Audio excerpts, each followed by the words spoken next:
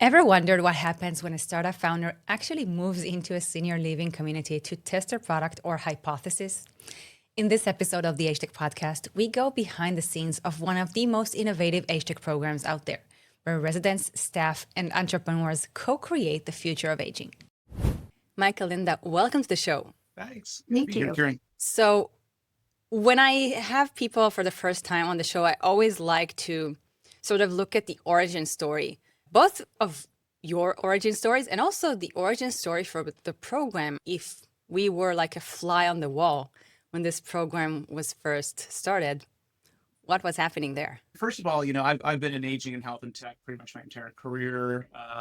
Kieran, I've certainly known you for many, many years with your work in AgeTech. And, I came to United Church Homes about 3.5 years ago as its first Chief Transformation and Innovation Officer. And with that, with that, I guess, title, I really wanted to introduce human-centered design to United Church Homes because, we are a hospitality business, we're a human business, and if we want to develop things, for our, those we serve, we have to do it, with co-creation with them. And, I talked to many, emerging organizations in the age tech space. And I found that they also sort of have a need for, really getting close to the customer, and they have hypothesis about what might happen with older people and how they interact with their offerings, or what senior living operations are like. So I think the Entrepreneur in Residence program, Linda, I think it just kind of came like all at once. Oh, this is a good idea. Let's try it out, and just kind of clicked, and we've just been doing it for 8 months now, or like a good while. So Linda, I'll let you, share your origin story and the story of the program as well. Yeah, so I have been blessed to be a part of United Church Homes for almost 8 years this month, I believe. And the thing that sets United Church Homes apart and makes me happy about being a part of this organization is their commitment to the mission to transform aging by building a culture of community, wholeness, and peace. And in order to transform aging, we have to constantly be innovative and coming up with new ideas and new ways to approach the process. And I can't think of a better way to do that than involving the stakeholders. To Mike's point about the human-centered design, we have to bring the stakeholders to the table to see what really works. We all have ideas about what getting older is like, and what independent living and retirement communities and assisted living and skilled nursing and what those are like. But until you've been here and lived here and worked here and been a part of it, you really don't know. So the idea of bringing these entrepreneurs into the community to involve the actual end user and stakeholder in the process was really exciting. And at Glenwood, we love to meet new people and bring people into our community. So it's been a great thing for the residents here as well. That's awesome. So how does the program actually work? Does the person come live in one of the units for a few weeks and just go around asking questions? Mike, do you want me to start with one? Yeah, Linda, please. Yeah. Okay. So Mike is able to identify the individuals most appropriate for our program, and then he allows me to sit in on a brief interview. And if it looks like a good fit, then that individual is invited into our community, into an apartment for about 2 weeks. And the first few days they spend in observation. We're constantly adjusting that agenda to we learn from our mistakes and successes and make some adaptations to that. But right now, we want to start with an introduction to the residents. This is your new neighbor for the next couple of weeks. All of our residents now know that who's our entrepreneur in residence this month. They call it the EIR. Who's our EIR this month? They get invited to meals. They sit with the residents and live among our residents here at Glenwood, just basically become a part of the community. They're invited, they sign a confidentiality agreement, of course, so they're invited to attend our leadership meetings in the morning to see what happens behind the scenes in our retirement community, as well as live with the residents from their perspective as well. Several presentations have been prepared by our entrepreneurs. They've hosted activities and brought their gifts to our residents and been a part of the community that way. They're invited to visit our skilled nursing community, our assisted living community, and our independent living community while they're here for this couple of weeks. And then at the end of their stay, we like to do another roundtable with the residents, and the residents will give feedback on their visit or their product, if there's an actual product or service or idea or design. Sometimes those have been kind of tailored towards more of the back of the house or the quality data gathering. I'm sure Mike will talk more about that side of our business. And a lot of times it's geared more towards the end user or resident portion. So the residents, when appropriate, will get feedback on that. That's been the experience from my position here at Glenwood. So we actually had an interview with Sarah Richard, who was part of the program a few weeks ago. And her product is definitely for the back of the house. I wonder, are residents less excited about these types of products because they're going to benefit from them, but they're not going to be able to use them? Whereas if it was like a resident engagement product, they would be more engaged? Not from my experience. They're not. The idea that somebody is devoting their project, their time to creating, to transforming aging, basically back to the mission, is exciting and welcomed by our residents. We have some of the most generous, gracious residents at Glenwood. I'm sure it's like that in every retirement community, but I believe the ones here are the best because they're the ones I know. But they do get excited. An example, a recent entrepreneur in residence was a physician, and he was actually focused more on an end user product down the road that maybe he couldn't directly bring to Glenwood. But the idea that he was here with that interest, the residents gave feedback and ideas and what would be helpful and how he could best, I guess, market, for the lack of a better term, his idea and his business venture. And he also gave back to the community, as all the entrepreneurs before him have done, by presenting a lunch and learn a topic, heart health.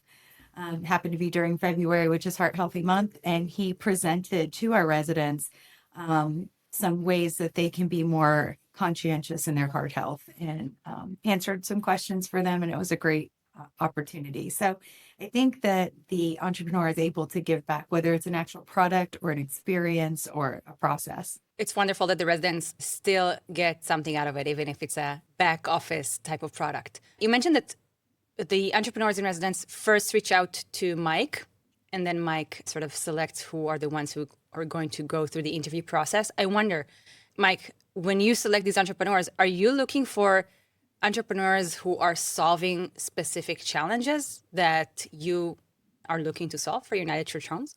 I don't think we have an agenda of what we want to solve for United Church Homes. I think we really just want to have more opportunity to bring these entrepreneurs into our environment, because it's just really, I think, a value add to everyone. And the residents love it. I believe the staff appreciates it.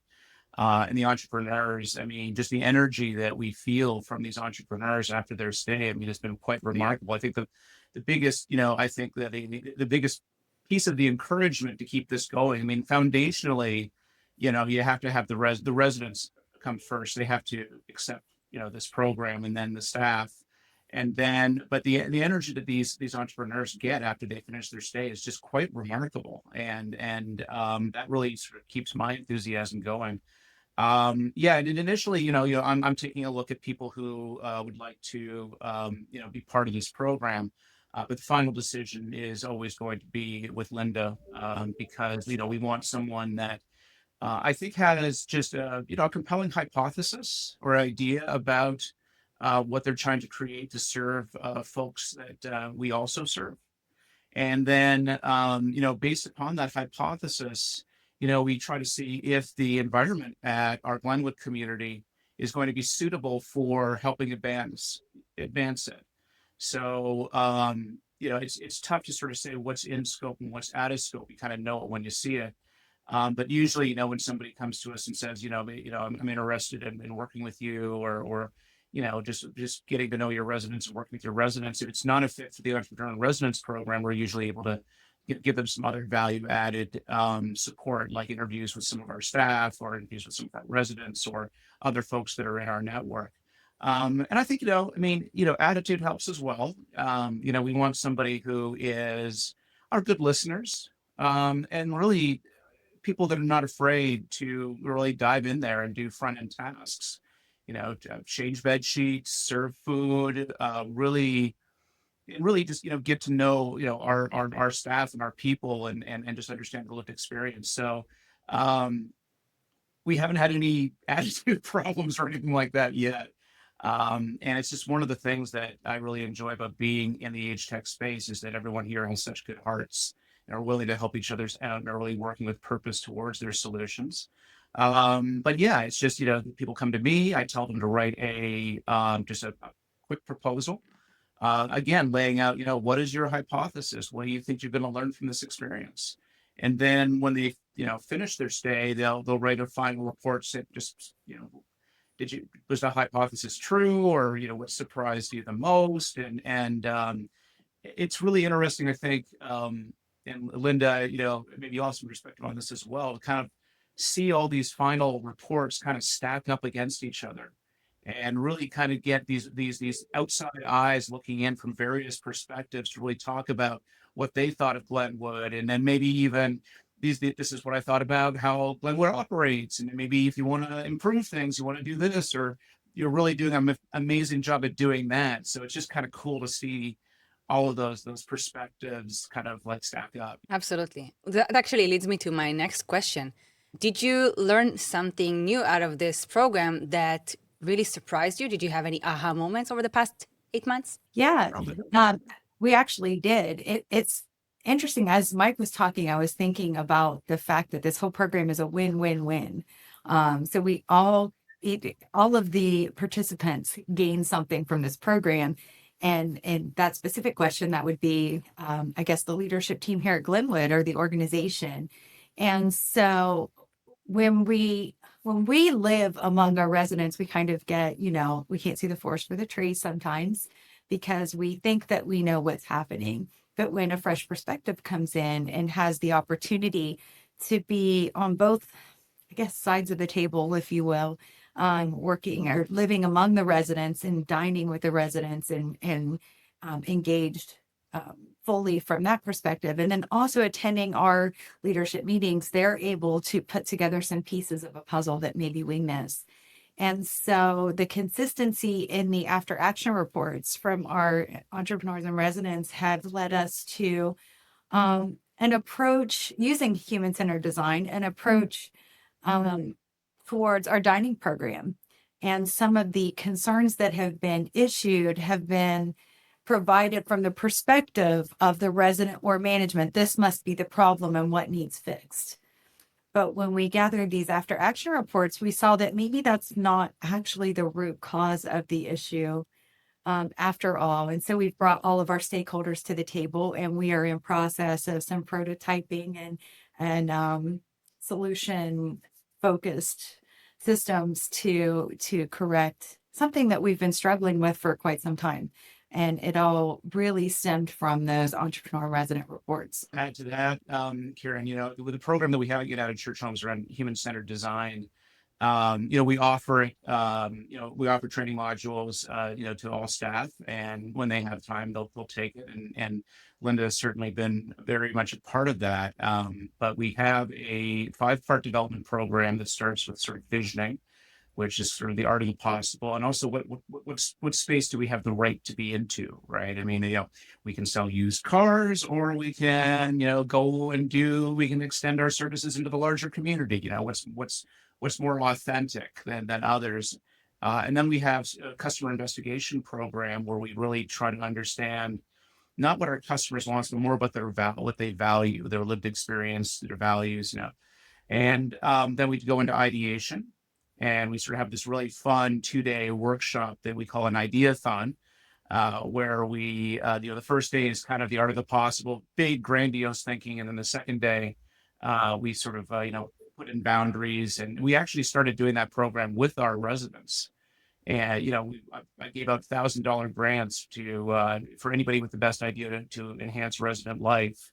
And the residents have gone on to do some fantastic programs. And also, when we do that program with older adults, people from age 65 to over 100, and I compare it to doing that exact same workshop with, people that might be, younger, people in their 20s, 30s, and 40s, the creative energy is just the same. I mean, it's really remarkable to see. And then from there, we go into, as Linda was saying, Linda used the word prototyping, testing, and learning.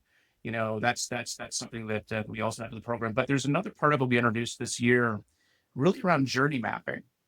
And and Linda, I think when you hear your story about the dining program, I sort of see a handshake between all the feedback we get from the entrepreneur and residence reports about the dining program in particular. Like, the food is coming out cold. And what our process thinking or our systems thinking and human-centered design course that I've taken, Linda's taken from IDEO, it's taught us to look at the processes in a way that includes, step 1, step 2, step 3, step 4, but also includes, like, who are the stakeholders in this process? What are the underlying kind of mindsets? And we see that, where can we make small changes for big outcomes?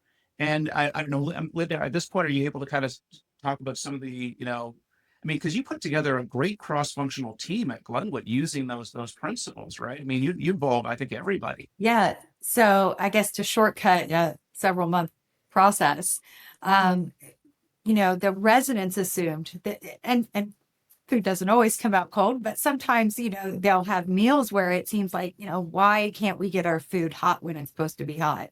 And it's fair. It's fair expectation. And the residents assume either we have new servers that need better training, or we don't have enough people to bring the food out fast enough. And I guess the people on the other side of the wall who actually see into the kitchen realize that it doesn't matter how many people are there. You only have so much space and cooks and time to get all the food out. And in reality, just again, way shortcut a much more complex process.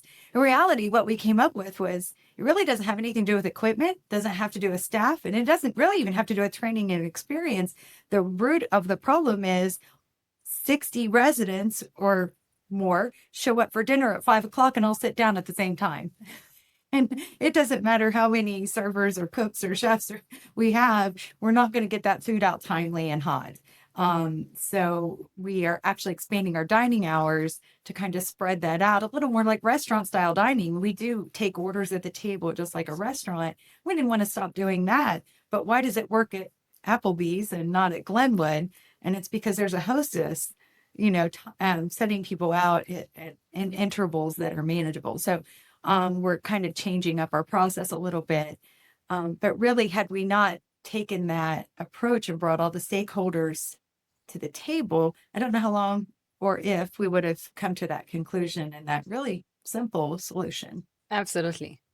So take me back to the first time you had an outsider move into that unit and start embedding themselves in the community, joining meetings, asking questions. What was the initial reactions from staff and residents? Okay, so going to the very first entrepreneur, that individual brought with them an actual product that they wanted to test, if you will, in our environment. So we already had some volunteers set up to test the product. And so there was some excitement. There were some questions on, how do I get involved in this? And the entrepreneur was quite gracious and provided additional product and held a lot of interviews. And was very interactive with the residents. So it was exciting. There were some questions, like, do I have to participate? There was a lot of trust to be built, I think. So in that initial product, there was some gathering of personal data that, of course, we received consent to do and what we would do with that data and all of those things. But that was a trust, an opportunity to build trust with them and let them know that we're very transparent about what we're doing. That data wasn't even necessarily coming to United Church Homes, but just to the entrepreneur and what he would do with that data. And he really did a great job. I think he was a great first entrepreneur for us because he did a great job in establishing that trust and transparency with our residents. Still keeps in touch with some of them. I think all of our entrepreneurs and residents do.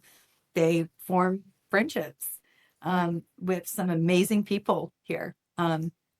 Also, I mentioned earlier that win-win-win.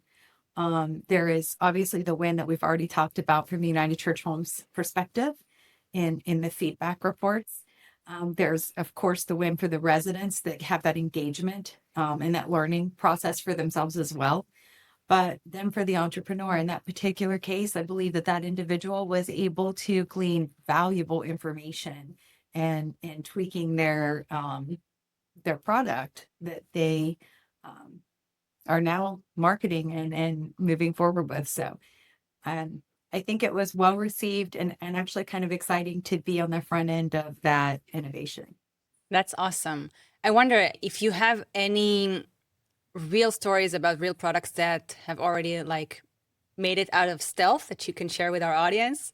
We can talk. I mean, like, let's see, who can we talk? I mean, I think what Sean Liu with Ping Cares was the entrepreneur that Linda was talking about, and he has a wearable, sort of a smart watch, and he was just fantastic with the program because he was working with a piece of hardware as well as the back end, and he was able to kind of over time switch out. Oh, we need a larger button. Well, here's one of the larger button that we sent out, and just really just he was kind of in the test and learning process with his product. And I mean, you'll have to ask Sean, but we really enjoyed having him. And we had Deval Patel with Ring stay. We had Martina with AtmoSense stay with us. We had a head of a venture studio, a new venture studio in our space stay with us. I mean, it's just been a really, it's not everyone kind of, we're not wedded to like one type of technology or one, I think anybody which is a compelling, cool idea. And some folks that are quite frankly at the very start that you just have just a sense of it. I mean, Sarah, that you interviewed, I don't know if she had sort of a finalized thing to really show around. She just had those hypotheses. Really in any stage, I think we want to be supportive. We've also had individuals whose products were more tailored towards a higher level of care. So we had a product tested in skilled nursing that had to do with incontinence. And that product, that the entrepreneur was able to stay at Glenwood and still be fully immersed in the systems over in our skilled nursing just a few miles away. So it was an opportunity, not just in the independent living or assisted living setting, but also in that skilled nursing or even memory care. We have a memory care unit very close, and I believe we have an entrepreneur residence coming up this year that will be more focused on memory care environment. And we're still able to accommodate that by being so close and having that opportunity available. I wanted to that, you don't have to be an entrepreneur to be participating in this program. We've had a visiting physician from Trinidad come through just to really understand and see if there's any best practice or notes that could be taken back, to Trinidad. We've had interest from people that are, at think tanks that are concerned with the future of aging. People that are starting up, in venture studios. Because this is really a handshake with the venture studio model, really falling in love with your problems or falling in love with your opportunities before you start to develop a solution for it.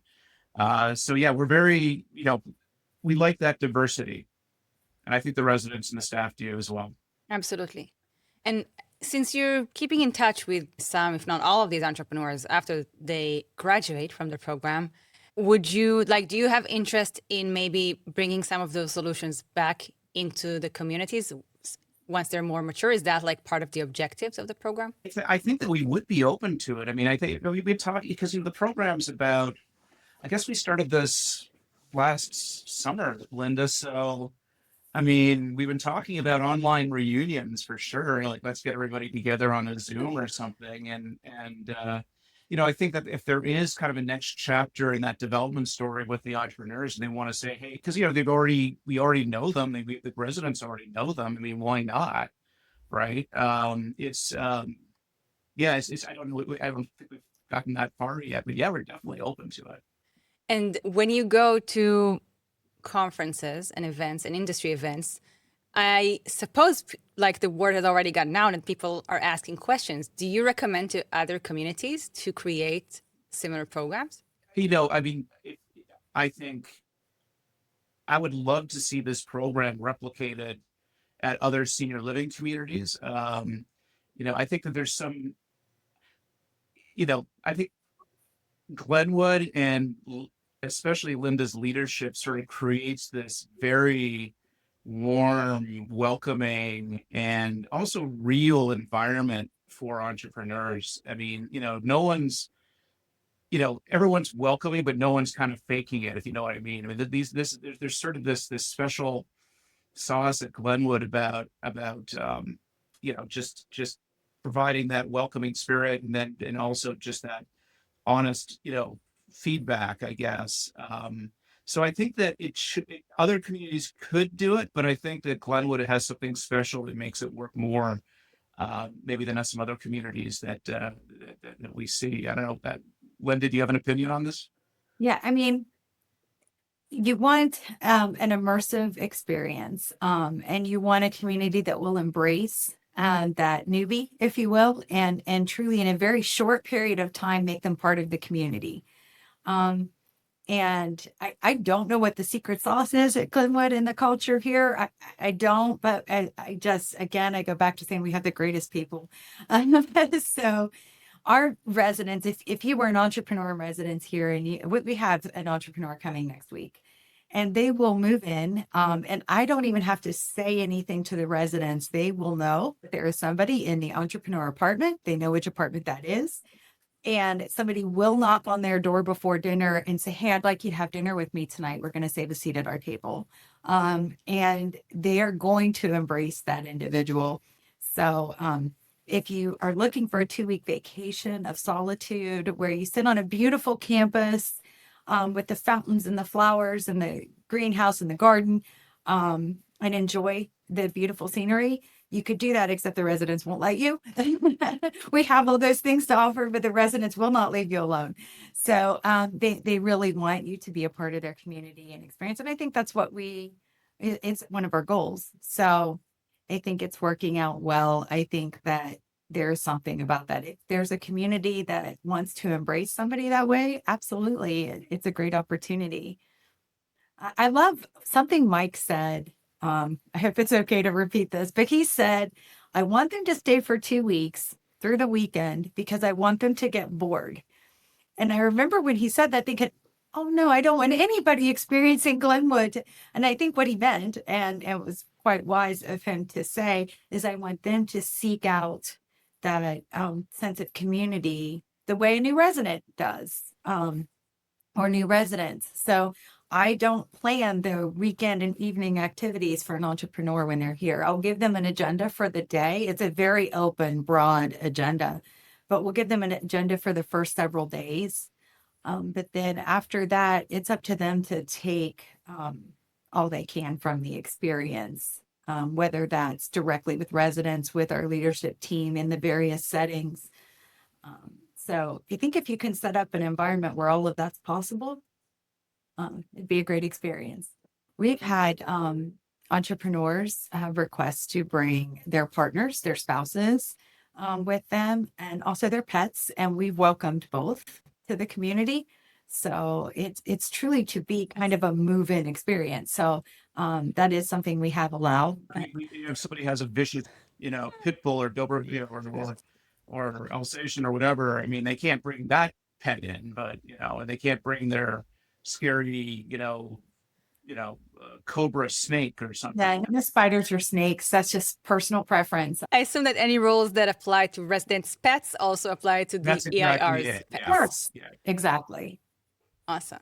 Okay, so if you have a nice Chihuahua or a cat, that shouldn't be a problem. Right. We've had actually, Awesome. we've had one puppy here, or one dog, and that was a blast. The residents get to know the dog. They drop off treats. They really enjoy that. So my dog actually comes to work with me most days, and so it's a nice little play date there for a while. That's awesome that you allow not just residents, but also the EIRs to bring their pets. I'm sure it does create like a real moving experience, like they're moving in with the partner and the pet, and they're bringing basically their family into the community, just like the residents are. Sure. So if we have any aspiring entrepreneurs in the audience watching or listening, how can they reach out to apply to the program? Yeah. So we do have an email for the program. It's EIR@UCHinc.org. And so we'll certainly, capture you and respond to you if you want to get with us that way. And then we do have our www.unitedchurchhomes.org website where we have inquiry forms as well. Awesome. So is there anything else that we didn't talk about that you would like to add? I can't really think of anything, Kieran. I just really appreciate you thinking about us and allowing us the opportunity to, promote the program on the show, talk about the program, and yeah, we're going to keep it going. Linda and Mike, thank you so much for joining me on the show today. It was an absolute pleasure chatting with you about the program.